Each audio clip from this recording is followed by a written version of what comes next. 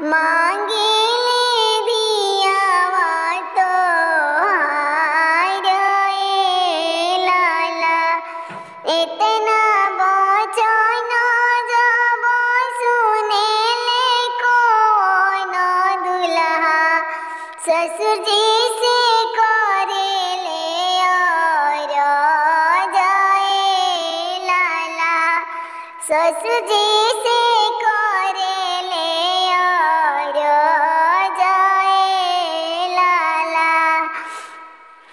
काहे लाए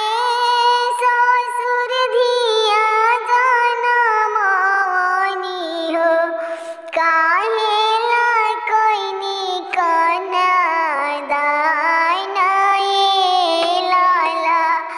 काहे ला कोइनी कन्यादान ए लाला जंगिया पवित्र लागी दिया